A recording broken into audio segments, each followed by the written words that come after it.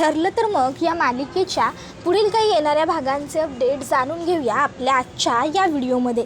चला तर मग मित्रांनो, अजिबात वेळ वाया न घालवता सुरुवात करूया आपल्या आजच्या या व्हिडिओला। तर आता आपण इथे पाहणार आहोत की कशा पद्धतीने सायली आणि अर्जुन ट्रक मालकापर्यंत पोहोचणार आणि ट्रक मालकापासून महिपतच्या त्या गुन्ह्यापर्यंत पोहोचणार आणि नागराजच्या त्या काळ्या कृत्यापर्यंत पोहोचणार। आता नेमकं काय घडणार, कसं घडणार, सगळं जाणून घेऊया आपल्या या व्हिडिओमध्ये। तर आता आपण पाहतो की सायली ही अर्जुनला म्हणत असते, अहो आपण ना तो ट्रक ड्रायव्हर पर्यंत पोहोचलो हे तर ठीक आहे, पण अजूनही आपल्याला त्या टेम्पोचा मालक कोण होता त्या ट्रकचा हे कळलेलं नाही आहे। हे बघा, जरी ट्रक ड्रायव्हरने ट्रक चालवला असला तरी त्याला ते काम करायला तर ट्रकच्या मालकानेच सांगितलं असेल ना। मग आपल्याला ट्रक मालकापर्यंत पोहोचण्याची सध्या खूप जास्त गरज आहे। त्यावर अर्जुन म्हणतो, म्हणजे तुला नेमकं म्हणायचं काय आहे बायको? त्यावर सायली त्याला समजून सांगते की अहो आपल्याला सध्या हे सगळं महिपतने करून घेतलं हे तर माहीत आहे, पण त्याच्याबरोबर ती जी दुसरी व्यक्ती होती ती कुठे सापडली? त्यावर अर्जुन म्हणतो, अच्छा कळलं मला, म्हणजे तुझं असं म्हणणं आहे की कदाचित ती जी दुसरी व्यक्ती आहे तिच्या ओळखीचा तो ट्रक असेल, बरोबर? त्यावर सायली म्हणते, हो अगदी बरोबर। अर्जुन म्हणतो, ठीक आहे, मग आपण एक काम करूया, आपण लवकरात लवकर RTOमध्ये जाऊया आणि RTOमधून माहिती मिळवूया, कदाचित आपल्याला त्या माणसाबद्दलची सगळी माहिती मिळेल। त्यावर हे ऐकून सायली खुश होते। सायली म्हणते, चालेल, कधी जायचं? त्यावर अर्जुन म्हणतो, आपल्याला फार वेळ वाया घालवून चालणार नाही, आपल्याला लवकरात लवकर ह्या सगळ्याच्या मुळापर्यंत पोहोचायला हवं, कारण महिपत याच्यापर्यंत तर आपण आता पोहोचलेलो आहोत। त्यामुळे महिपतला ही गोष्ट माहिती आहे की आपण आता सगळ्याचा शोध घ्यायचा प्रयत्न करणार, त्यामुळे कदाचित महिपत ते सगळे पुरावे आपल्या हाती लागू नये यासाठी सुद्धा प्रयत्न करणार। त्यामुळे आपल्याला आणखीन वेळ वाया घालवायचा नाहीये। तर आता सायली आणि अर्जुनचं ठरतं की दुसऱ्या दिवशी ते RTO ऑफिसला जाणार। तर दुसरीकडे आता सुमन काकू ही नागोबाला म्हणत असते, तुम्हाला भाऊजींनी एवढं समजून सांगितलं होतं की तुम्ही न सांगता कुठेही जायचं नाही, व्यवस्थित वागायचं, पण तरीही तुम्ही न सांगता घराबाहेर पडलातच। मला आता माझ्या प्रश्नाचं उत्तर द्या आणि अगदी खरं बोला, कारण मी तुमची लग्नाची बायको आहे, माझ्याशी तुम्ही फार खोटं नाही बोलू शकत, तुमच्या मनातलं ओळखायची सवय आहे मला। खरं सांगा आणि माझ्या नजरेत बघून सांगा की तुम्ही आत्तासुद्धा महिपतलाच तर भेटायला गेला नव्हतात ना? त्यावर नागराज गप्प राहतो। तर नागराजच्या गप्प राहण्यामध्ये मग सुमन काकी पुन्हा म्हणते, याचा अर्थ कदाचित नाही, किंबहुना 100% माझा अंदाज बरोबर आहे, तुम्ही महिपतलाच भेटायला गेला होता, बरोबर ना? अहो का वागताय तुम्ही असं? भाऊजींवर वहिनींवर ज्या माणसाने हल्ला केला त्या माणसाबरोबर तुम्ही का लागताय? अहो तुम्हाला भाऊजींनी एवढं समजून सांगितलं ना की ते तुम्हाला दोषी पकडणार म्हणून, मग तरीही तुम्ही अजून तीच चूक पुन्हा पुन्हा का करताय? त्यावेळी मग नागोबा लगेचच तिला म्हणत असतो, सुमन तू ना गप्प बस, तू उगाच ज्या गरज नाही त्या गोष्टींमध्ये तुझं डोकं लावू नकोस।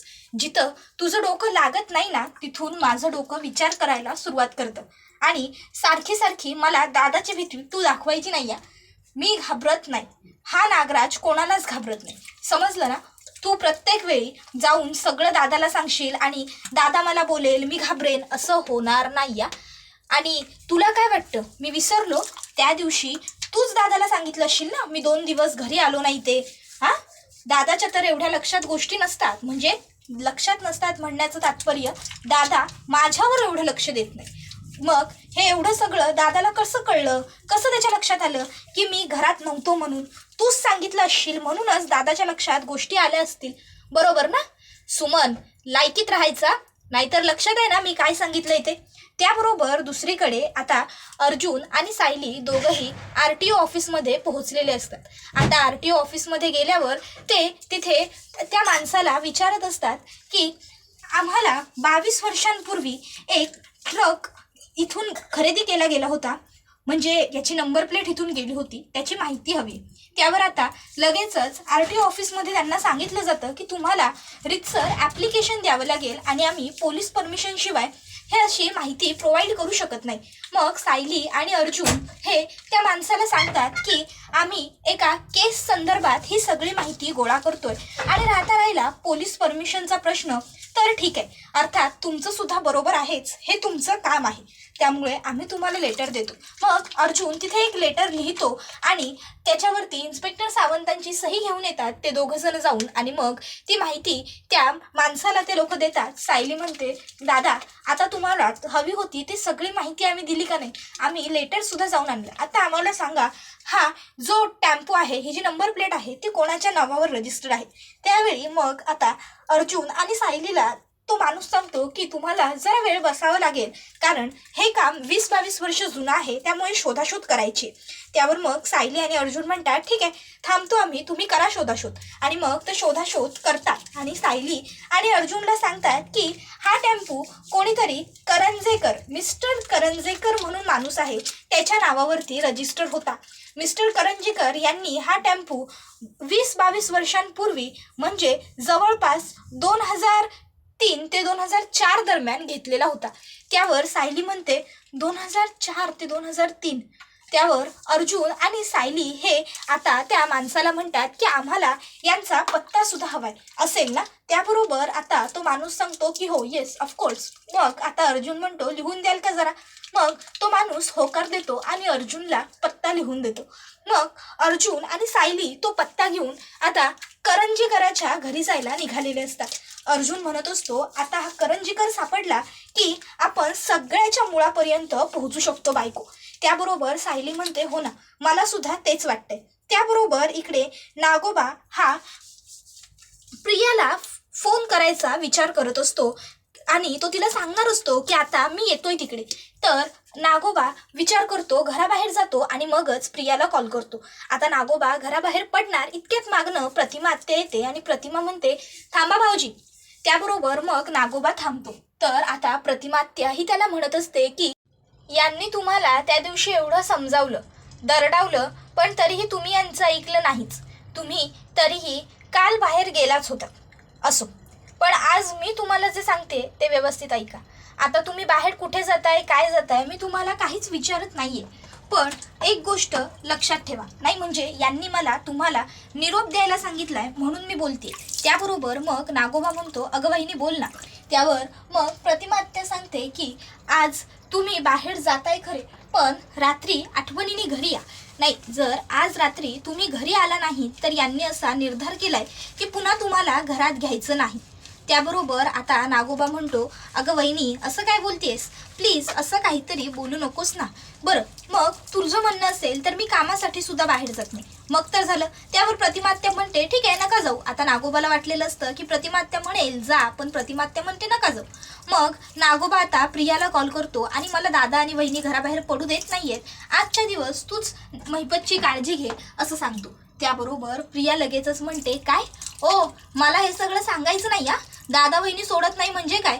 तुम्ही एक पुरुष असून तुम्हाला घराबाहेर पडताना तुमच्या घरातले रिस्ट्रिक्शन लावतात, आणि मी एक मुलगी असून, माझं लग्न झालेलं असून, माझा नवरा आणि माझ्या सासरचे मला म्हणत असतात सारखे सारखे, जा हा जा, तू आमच्याशी खोटं बोल आणि सारखी सारखी बाहेर जाऊन उंदड, बरोबर ना? असंच म्हणायचं आहे का तुम्हाला? त्याबरोबर आता नागराज हा तिला म्हणतो, अगं तू. त्यावर प्रिया म्हणते, मला काही न सांगायचं, गुपचूप आज तुम्ही सुद्धा यायचं. त्याबरोबर आता नागराज म्हणत असतो, हे बघ, तुला कळत कसं नाहीये प्रिया, आपण असं आपल्या आपल्यातच भांडून वाद घालून चालणार नाही. आपल्याला आता सध्या केंद्र काय आहे? महिपत सुटता कामा नये, कळलं ना? मग त्याच्यावरती तू लक्ष ठेवलंस काय, मी लक्ष ठेवलं काय, फरक पडतो कुठे? त्याच्यावरती आपल्या दोघांपैकी कुणाचं तरी लक्ष राहणं गरजेचं आहे. म्हणून मी म्हणतोय, आजचा दिवस फक्त तू ॲडजस्ट कर ना. आजचा दिवस तू कोणाला कळू देऊ नकोस हे सगळं, आणि महिपतवरती लक्षसुद्धा ठेव. अगं जर दादा वहिनीला डाऊट आला तर हे सगळं आपल्याला केवढ्या महागात पडेल, तुझ्या लक्षात येत आहे ना? मग म्हणूनच मी म्हणतोय की आजचा आजचा दिवस फक्त मी घरी राहतो. त्यावर आता लगेचच प्रिया म्हणते ते मला काही माहिती नाहीये. तो तुमचा प्रश्न आहे, तुम्ही काय करायचं ते बघा. तुम्हाला माहिती आहे का, मला घरी जायला थोडाफार जरी उशीर झाला ना तरी त्या डॉक्टर अश्विनमधला वकील लगेच बाहेर येतो आणि मला विचारायला लागतो, काय ग तन्वी, इतका वेळ का झाला? काय ग तन्वी, कुठे होतीस? काय ग तन्वी, कधी येणार होतीस? कुठे गेली होतीस? कोणाला भेटायला गेली होतीस? So and so. मग एवढं सगळं मी कसं मॅनेज करते वगैरे नाही ना. मग तुम्ही मला सांगता ना यायचं म्हणजे यायचं, आता तुम्ही सुद्धा यायचं म्हणजे यायचं. मग त्या दोघांमध्येच वाद होतो. तर इकडे सायली आणि अर्जुन हे आता पत्त्यावरती पोहोचल्यावर तिथे वॉचमॅन बसलेला असतो. सायली आणि अर्जुनला बघून तो वॉचमन त्यांना विचारतो कोणाला भेटायचंय. त्यावर अर्जुन आणि सायली सांगतात करंजेकर साहेबांना भेटायचंय. त्याबरोबर आता तो माणूस सांगतो की नाही साहेब, अपॉइंटमेंट शिवाय असेच कोणालाही भेटत नाही. त्यावर सायली ही त्याला म्हणते, हे बघा आमचं महत्त्वाचं काम आहे, सांगा तुमच्या साहेबांना की महत्त्वाची माणसं भेटायला आली आहेत. त्याबरोबर आता पुढे तो अडकाटी करायला लागतो. मग अर्जुन त्याला म्हणतो, आम्ही पोलिसांची माणसं, ॲडव्होकेट अर्जुन सुभेदार, एका केस संबंधीची चौकशी करायची. त्याबरोबर मग लगेचच आता त्यांना भेटण्याची परमिशन दिली जाते. सायली आणि अर्जुन आता मिस्टर करंजीकरांच्या जवळ जातात आणि आता करंजीकरांना सायली आणि अर्जुन विचारतात की 20-22 वर्षापूर्वी तुमचा एक ट्रक भाड्याने एका व्यक्तीने घेतला होता, ती व्यक्ती हीच आहे का? त्याबरोबर आता महिपतचा फोटो बघून तो माणूस जरा बावरतो, बाचकळतो. तो आता म्हणायला लागतो की नाही मी या माणसाला ओळखत नाही. आणि तुम्ही दोघं कोण आहात? तुमचा काय संबंध? तुम्ही इथे कशाला आलाय?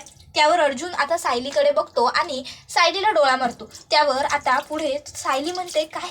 त्यावर अर्जुन म्हणतो गप्प बस. आणि मग आता पुढे अर्जुन हा म्हणायला सुरुवात करतो की आता जर या माणसावरती केस नाही बनू शकत तर मग केस तुमच्यावरच टाकावी लागणार.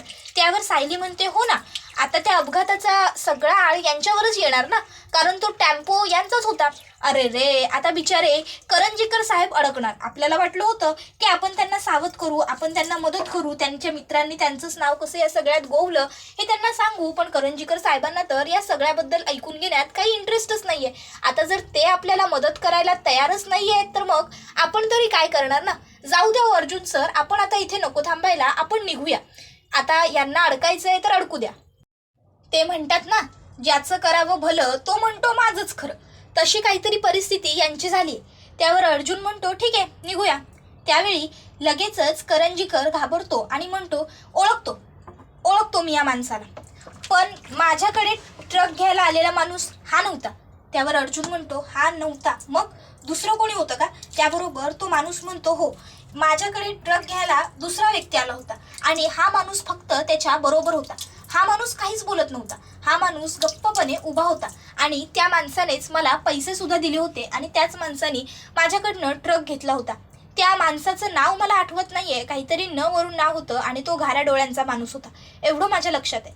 त्याबरोबर दुसरीकडे आता सचिन हा इकडे बोलत असतो साक्षी बरोबर. तो म्हणत असतो सॅम सॉरी यार, कामांच्या गडबडीत मला तुला फोन करायला वेळही मिळत नाही आणि तुझ्याबरोबर मी फार वेळ घालवूही शकत नसतो.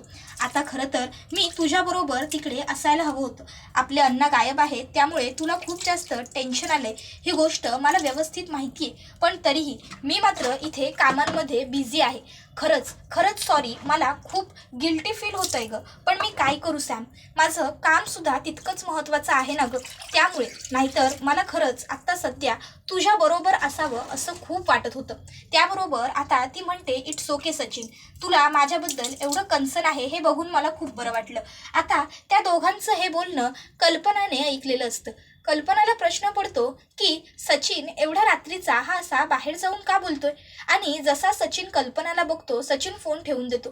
कल्पना विचार करते सचिनचं नेमकं काय सुरू आहे. नाही म्हणजे कामा वगैरेचे जे त्याला काही फोन येतात त्या सगळ्या फोनवर तर सचिन घरामध्ये बसून सुद्धा बोलतो. मग असं सचिन अचानक बाहेर जाऊन का फोनवर बोलतोय. असेल त्याचं काहीतरी काम असा विचार करून मग कल्पना गप्प बसते. आणि मग आता कल्पना ही विचारात पडते पण तिच्या मनातून जात नसतं. ती विचार करते आधी त्यांचं भांडण सुरू आहे, त्यात सचिन असं बाहेर जाऊन फोनवर बोलतोय. सचिन हा असा वागतो म्हणूनच कदाचित अस्मिता त्याच्यावर रागवत असेल. नाही, मला मान्य आहे की तो कामा वगैरेच बोलत असेल, पण बाहेर जाऊन बोलायची काय गरज आहे. घरात जर तिच्या समोर बोलला तर तिच्या मनात शंका वगैरे मुळात काही राहणारच नाही. असो, मी एक काम करते, या विषयावर एकदा सायली बरोबर बोलते. सायलीला मी सांगेन हे, मग सायली अर्जुन बरोबर बोलेल. एकदा का सायली अर्जुनशी बोलली की अर्जुन मग समजून सांगेल सचिनला आणि सचिन सुद्धा अर्जुनचं ऐकतो की हे उत्तम ठरेल असा विचार ती करत असते. तर दुसऱ्या बाजूला आता सायली आणि अर्जुन हे दोघंही जण घरी यायला निघालेले असतात. घरी येत असताना सायलीच्या डोक्यामध्ये एकच विचार फिरत असतो आणि ते म्हणजे करंजीकरांनी ज्या माणसाचं वर्णन केलं तो माणूस नक्की कोण आहे, कसा आहे वगैरे. ती आता अर्जुनला म्हणत असते, आपल्याला आता लवकरात लवकर करंजीकरांनी ज्या माणसाचं वर्णन केलं आहे त्या माणसापर्यंत पोहोचायचं आहे. बस एकदा का तो माणूस आपल्याला सापडला ना की मग आपल्याला दुसरं कसलंही टेन्शन उरणार नाही. तो माणूस, मला वाटतं तो माणूसच आपला शेवटचा धागा आहे, शेवटचा दुवा आहे. त्यावर अर्जुन म्हणतो, हो बायको, तुला जे वाटतंय ते योग्य आहे. त्यावर सायली म्हणते, पण मग आपल्याला लवकरात लवकर त्याच्यापर्यंत पोहोचायला हवं. अर्जुन म्हणतो, काळजी करू नको, पोहोचू. त्यानंतर सायली आणि अर्जुन हे दोघं जण घरी आलेले असतात. आता सायली आणि अर्जुन घरी आल्याबरोबर इकडे सायली नोटीस करते की इथे आता तिच्या सासूचा म्हणजेच कल्पनाचा चेहरा जरा पडलेला आहे. सायली कल्पनाला विचारते, आई काय हो, काय झालं, तुमचा चेहरा हा असा पडलेला का दिसतोय. त्याबरोबर आता इकडे कल्पना तिला काही सांगत नसते. सायली म्हणते, काय झालं आई, सांगा ना मला. त्याबरोबर मग कल्पना सायलीला तिने सचिनला फोनवर बोलताना बघितलं आणि सचिन जर घरामध्ये राहूनच बोलला वगैरे तर काही अडचणच निर्माण होणार नाही वगैरे हे सगळं सांगते. त्यावर मग सायली ही आता लगेचच तिला म्हणत असते, आई इतकंच ना, अहो मग त्यामध्ये काळजी करायची काय गरज आहे. मी एक काम करते, मी यांच्याबरोबर बोलते. हे बोलतील की सचिन भाऊजींबरोबर. एकदा का हे बोलले ना सचिन भाऊजींबरोबर मग काही प्रॉब्लेम उरणारच नाही. मग तर झालं. त्याबरोबर आता लगेचच ती म्हणत असते, थँक्यू सायली, मला तुझ्याकडनं हीच अपेक्षा होती. त्याबरोबर आता दुसरीकडे प्रतिमा हिने नागराजचं आणि प्रियाचं बोलणं ऐकलेलं असतं. त्यामुळे प्रतिमा ही विचारात पडलेली असते की नागराज भाऊजी सतत तन्वीबरोबर काय बोलत असतील आणि का बोलत असतील. एवढं तन्वीला आमची काळजी वाटत असेल का. नाही म्हणजे नागराज भाऊजी तर म्हणतात की ती तुमची चौकशी करते वगैरे, पण मला असं अजिबात वाटत नाही. तर इकडे अर्जुन हा विचारात बसलेला असतो की कोण असेल तो माणूस वगैरे वगैरे, सो अँड सो प्रश्न त्याच्या मनात फिरत असतात. त्याला खूप जास्त काळजी वाटत असते. त्याला वाटत असतं की हा जो कोणी माणूस आहे तो लवकरात लवकर आम्हाला सापडायला हवा. एकदा का हा माणूस सापडला की त्यानंतर मग सर्व धागेदोरे अगदी सहजपणे सोप्या पद्धतीने सुटतील. तर दुसऱ्या बाजूला आता सायलीच्या मनात कल्पना बोललेले विचार सुरू असतात. ती विचार करत असते की आईना तर भाऊजींवर डाऊट नाही आहे, त्यामुळे आई विचार करू शकत नाही आहेत त्या पद्धतीने, पण माझा तर डाऊट आहे त्यांच्यावरती. मला जो विचार मनात येतोय तोच बरोबर असेल का. खरोखर सचिन भाऊजी चुकत असतील का. सचिन भाऊजींचं बाहेर काही. मी एक काम करते, मी यांच्याबरोबर एकदा या विषयावर बोलूनच घेते.